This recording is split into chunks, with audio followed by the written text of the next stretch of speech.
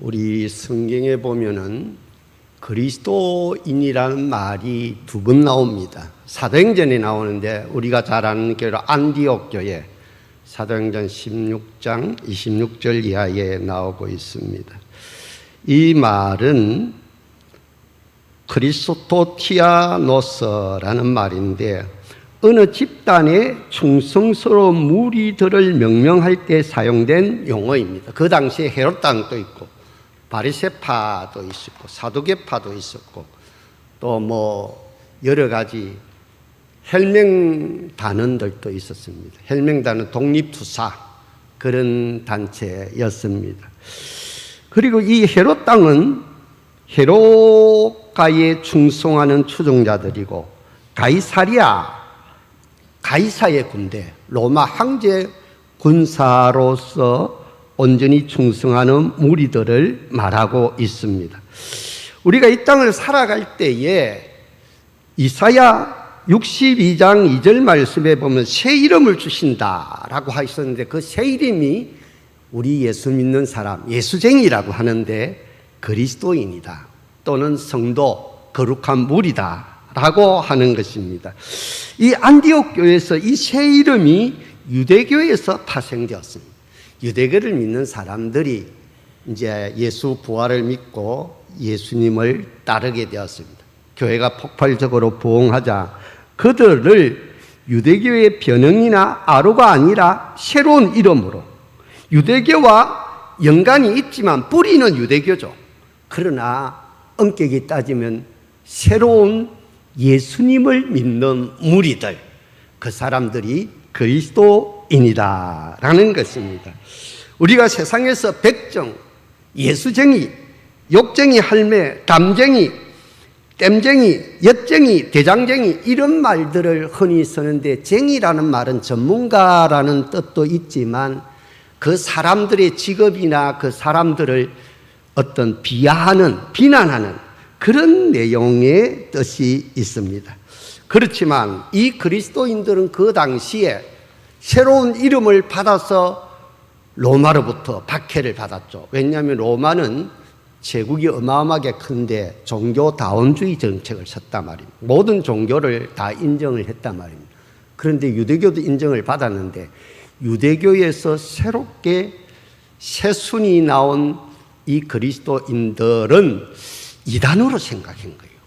그 유대교가 또 계속 예수 믿는 사람을 핍박하고 박해하고 음해하다 보니까 오해를 받아서 굉장히 핍박을 한란을 많이 받은 것은 사실입니다.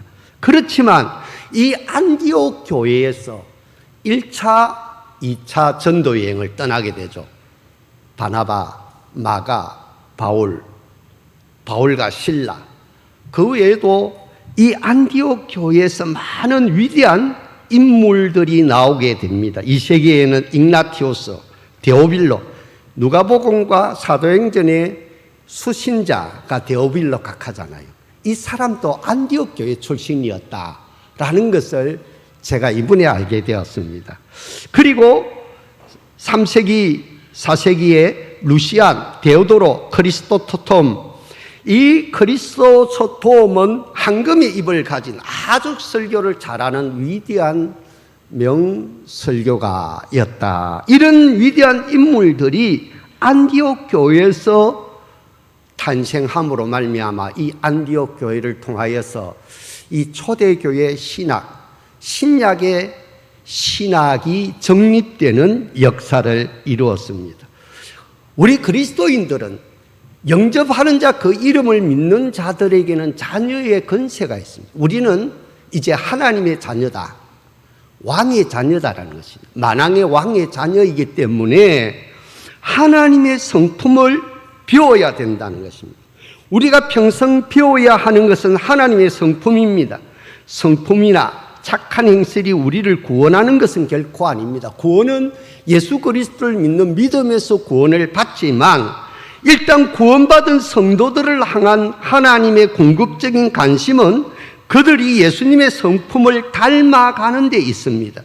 예수님을 닮는 성품이 그리스도인들을 가장 소중하게 만드는데 하나님의 궁극적인 관심은 자기를 닮아가는 성품의 사람을 만들기를 원했다라는 것입니다. 그것이 오늘 베드로전후서 1장 3절 그의 신기한 능력으로 생명과 경건에 속한 모든 것을 우리에게 주셨으니 이는 자기의 영광과 덕으로 우리를 부르신 이를 알므로 말미암으니라. 하나님은 보배롭고 지극히 큰 약속을 우리에게 주셨는데 그 약속을 하나님을 닮는 성품 속에 주셨다는 것입니다.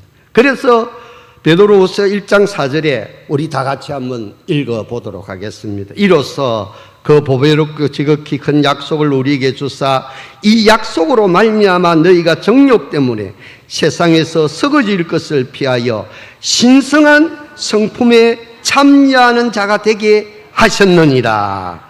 사도 베드로가 말하는 신성한 성품은 하나님께 속한 성품입니다. 하나님을 믿고 예수님을 영접한다는 사실은 놀라운 사건입니다.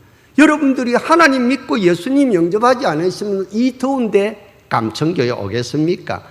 모든 교회들이 예배를 드리겠습니까? 예수님을 영접할 때 우리 안에 예수님의 영이 들어옵니다. 예수님의 생명이 들어옵니다. 예수님의 말씀이 들어옵니다. 그래서 그리스도인이라는 말은 우리가 예수를 믿고 믿음으로 고백하며 살아가는 사람들, 그렇기 때문에 내 속에는 성령이 계신 줄로 믿으시기를 바랍니다. 예수님의 하나님의 생명이 내 속에 들어왔다는 것입니다. 그러면 우리는 하나님의 형상을 닮아가는 것입니다. 모든 씨앗에는 성향이 있죠. 제가 감천교회에서 대추나무 심고 무화과나무 심었습니다. 열매가 제법 많이 열렸습니다. 따먹기도 하고. 사과나무를 심는데 배를 따기를 원하는 사람은 없죠.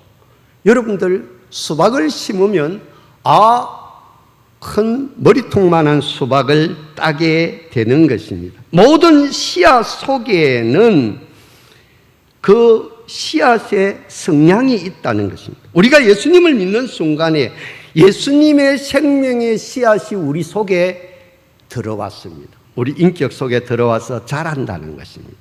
그래서 예수님의 성품을 낳게 된다는 것입니다. 우리는 예수님의 성품을 우리 안에 잘 키워 열매 맺는 하나님의 사람들이 되시기를 주의 이름으로 축원합니다. 이 성품을 사도 베드로는 신성한 성품이다. 신의 성품이다. 하나님의 성품이다. 그래서 베드로후서 1장 5절 7절 다 같이 읽어보겠습니다. 그러므로 너희가 더욱 힘써 너희 믿음의 덕의 지식의 절제의 인내를, 인내의 경건의 형제우애의 사랑을 더하라. 베드로는 예수님의 성품을 키워가는 것을 마치 우리가 농사를 짓는 것과 같이 비유하고 있습니다. 정원에 나무를 심었습니다. 나무를 심었으면 잘 자랍니다. 그런데 모든 밭에는 알곡과 가라지가 함께 자란다는 것입니다. 우리 마음밭에도 그렇지 않습니까? 육신의 생각과 성령의 생각이 함께 자라난다라는 것입니다. 요한일서 2장 16절에 육신의 생각은 이생의 자랑과 안목의 정욕과 육신의 정욕이다. 이런 것은 결국은 금해야 된다는 것입니다. 이런 것은 하나님의 나라를 유업으로 받을 수 없지만 예수님의 생명, 예수님의 말씀의 은혜를 받으면 우리의 성품이 변화되는데 믿음에서 시작해서 덕과 지식과 절제와 인내와 경건과 형제 우애와 사랑으로 연결된다는 것입니다. 하나님께서 가장 큰 관심은 우리가 예수 그리스도의 형상을 닮아가는 것입니다. 우리가 예수 믿으면 그리스도의 마음을 닮아가는 것입니다. 우리를 향하신 하나님의 목표는 로마서 8장 29절에 하나님 미리 아신 자들을 또한 그 아들의 행사를 본받게 하기 위하여 미리 정하셨으니 이는 그로 많은 형제 중에 맏아들이 되게 하려 하심이라. 할렐루야. 사도 바울은 성도들 안에서 하나님의 형상이 이루어지기까지 갈라디아서 4장 19절에 보니까 해산하는 수고를 아끼지 아니한다. 여러분들도 자식을 낳아봤지 않습니까? 자식을 낳아보면 얼마나 그 고통이 심하고 또 자식을 기르는데 얼마나 애간장이 탑니까? 그래서 한 번뿐인 우리 인생을 우리 속에 들어와 계신 예수님의 그 품성, 하나님의 그 마음을 길러가는, 가꾸어가는 훈련을 우리가 끊임없이 해야 된다. 그래서 따라하십니다. 성품이 모든 것을 결정합니다. 이 성품이란 사람의 성질과 됨됨이, 흔히 인격이 성숙된 것을 떠납니다. 성질과 품격을 의미하는데 찰리 스텔리는 그리스도인들이 추구해야 될 성품을 우리가 살아가는 가운데 어떤 대가가 따르더라도 하나님이 기준으로 옳은 길을 가려고 하는 의지가 거룩한 성품이라는 것입니다. 자녀들의 성품 교육에 전념하고 있는 이영숙 박사는 성품이란 생각과 감정과 행동의 총체다. 우리가 어떻게 생각하고 어떻게 감정을 표현하고 감정을 조절하는지, 어떤 행동과 말을 어떻게 하는지, 그것이 그 사람의 품성, 그 사람의 인격, 그 사람의 성품이라는 것입니다. 훌륭한 성품은 긍정적인 태도로 나타납니다. 사람은요, 하루에 5만 가지 생각을 한다고 그러죠. 사람이 5만 가지, 6만 가지 생각을 하루에 하는데 부정적인 생각을 85% 한다는 것입니다. 긍정적인 생각은 10%에서 15%밖에 생각하지 아니한다는 것입니다. 그런데 좋은 성품, 긍정적인 성품을 가진 사람들은 말과 행동과 감정을 통하여서 그 가족과 교회와 이웃에게 좋은 환경을 만들어낸다는 것입니다. 결과적으로 내가 생각하고 내가 반응하느냐에 따라서 우리의 가정이 천국이 될 수도 있고 지옥이 될 수도 있고, 우리의 교회가 천국이 될 수도 있고 지옥이 될 수도 있고, 우리 나라가 천국이 될 수도 있고 지옥이 될 수도 있다, 이 말입니다.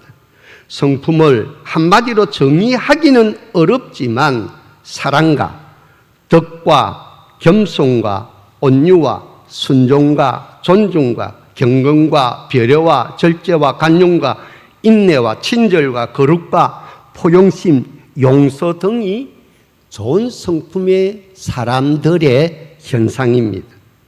그렇지만 우리가 예수를 믿고 난 후에 육체의 욕심이 내 속에 끊임없이 올라오죠. 잡초가 끊임없이 올라오듯이.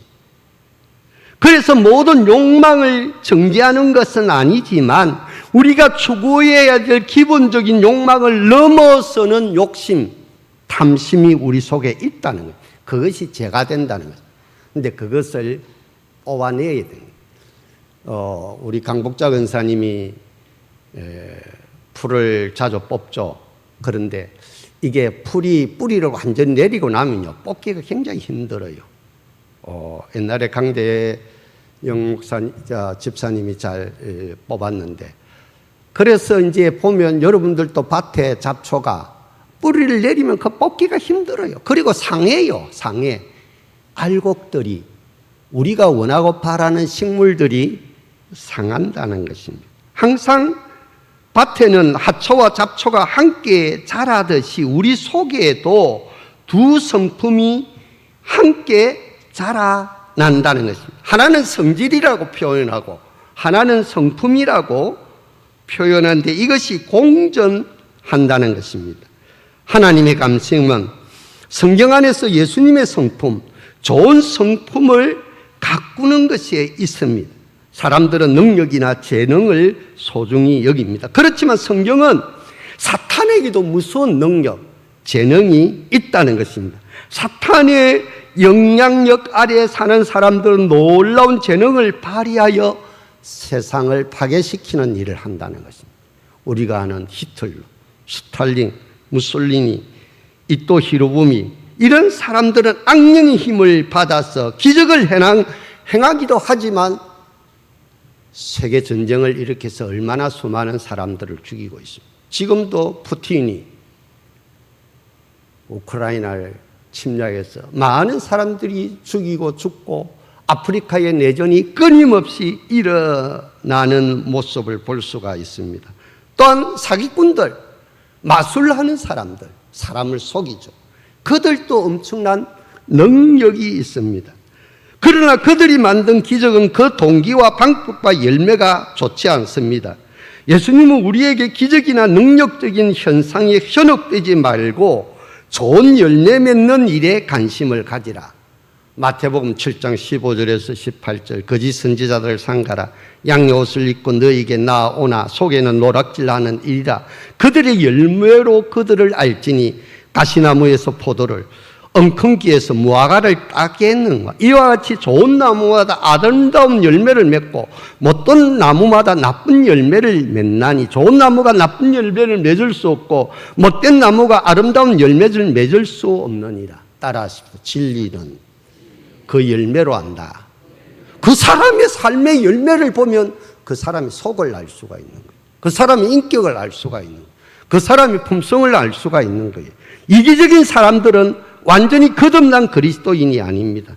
이타적인 사람들은 하나님 말씀으로 그들의 가치관이 변화되어 새 사람이 되어서 성령의 열매를 맺는 사람입니다. 할렐루야. 마태복음 27장 22절 23절 그날에 마른 사람이 나더러 주여 주여 우리가 주의 이름으로 선지자 노라고 하고 주의 이름으로 귀신을 쫓아내고 주의 이름 많은 권능을 행하지 아니하였나이까. 그때 내가 그들에게 밝히 말하되 내가 너희를 도무지 알지 못하니 불법을 행하는 자들아 내게서 떠나가라. 그러므로 좋은 성품은 아름다운 열매를 맺습니다. 나쁜 사람들은 아무리 각종 은사와 재능이 있을지라도 나쁜 열매를 맺습니다. 좋은 성품, 선한 동기와 함께 희생적으로 사용될 때 하나님은 기뻐하십니다.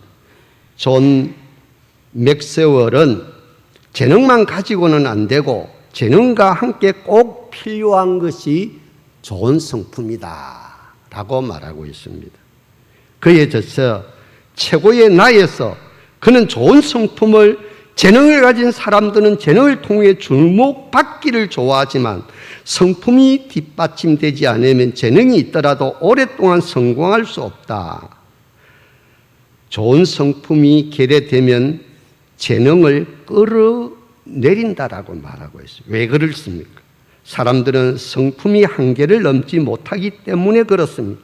재능 있는 사람들은 때로 지름길을 택하지만 좋은 성품이 그런 행위를 막습니다. 재능 있는 사람들은 우울감을 느끼고 탁월한 혜택을 기대하지만 성품은 그들로 하여금 더 잘할 수 있게 돕습니다. 재능 있는 사람들은 세상의 선물이 되고 성품은 그 선물을 보호한다고 하였습니다. 우리가 집을 지을 때 기초공사를 하지 않습니까? 성품은 기초공사와 같습니다. 기초 벽에 금이 가면 아무리 높은 건물을 짓더라도 와우 아파트처럼 삼풍백화점처럼 무너지고 만다는 것입니다. 그래서 우리의 성품의 기초가 잘 될 때에 우리는 더욱더 많은 것을 성취하고 더 크게 성공하여 하나님께 영광을 돌릴 줄로 확신합니다.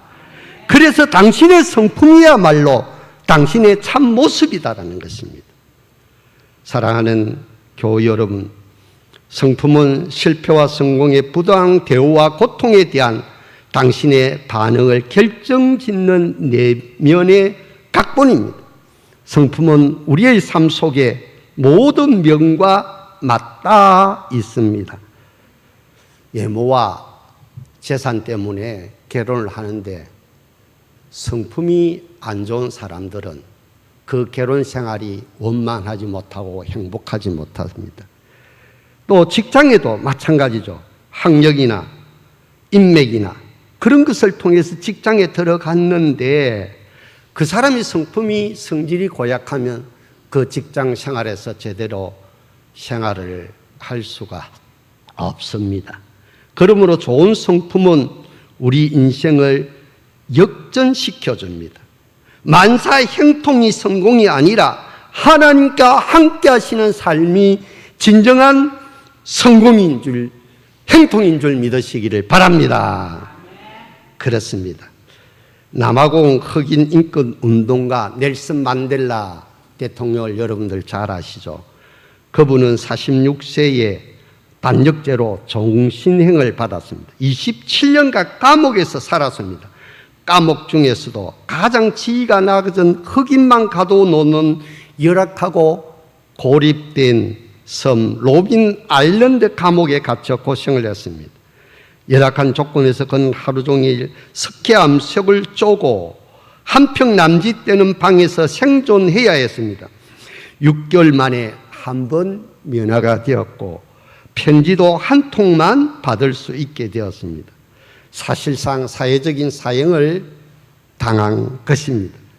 더구나 51세 되던 해에 아들 댄비가 교통사고로 죽었지만 장례식장에도 참여하지를 못했습니다. 그렇지만 그는 좌절하지 않았습니다. 그는 감옥에서 공부를 계속했습니다. 런던 로스쿨 통신대에 입학해서 감옥에서 변호사 자격을 땄습니다.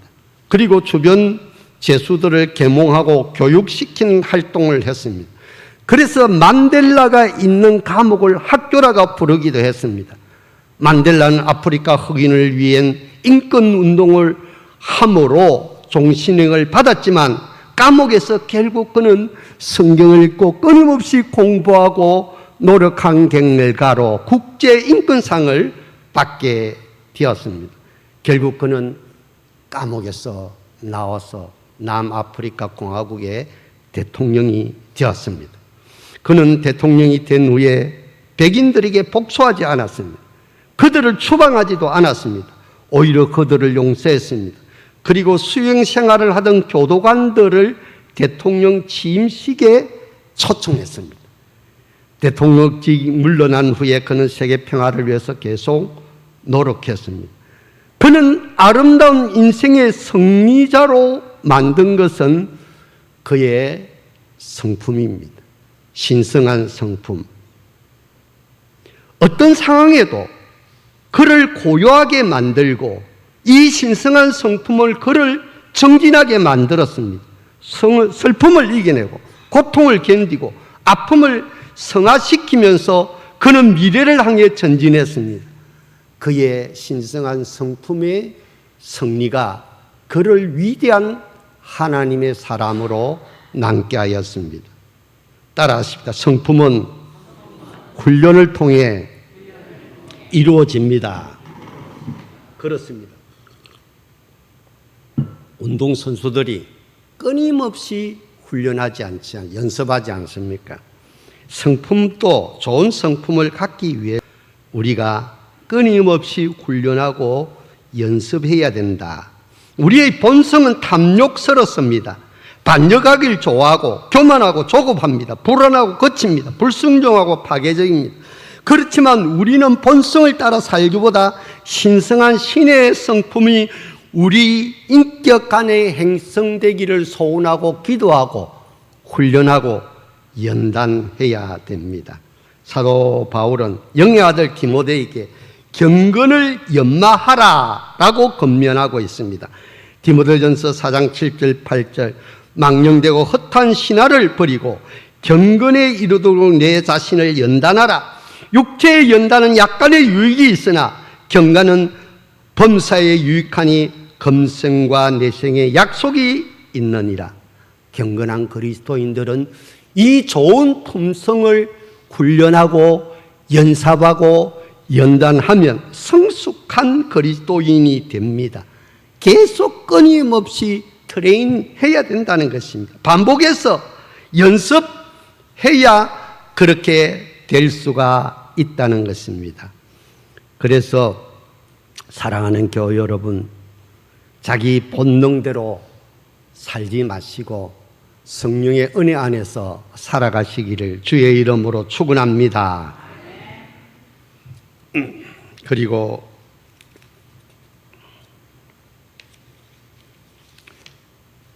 이 품성을 잘 훈련해서 성공한 사람들 두 사람 이야기만 하고 마치겠습니다.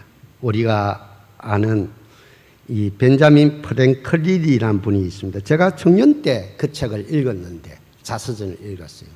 벤자민 프랭클린의 덕의 기술이란 책에 이런 말이 있습니다. 그는 생활 속에 13가지 교훈을 딱 적어놨습니다. 첫째는 절제, 침묵, 질서, 결단, 전략, 근면, 진실.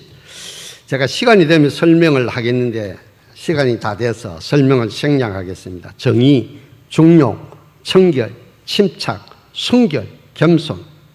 이 덕을 한꺼번에 생활화하기는 힘듭니다.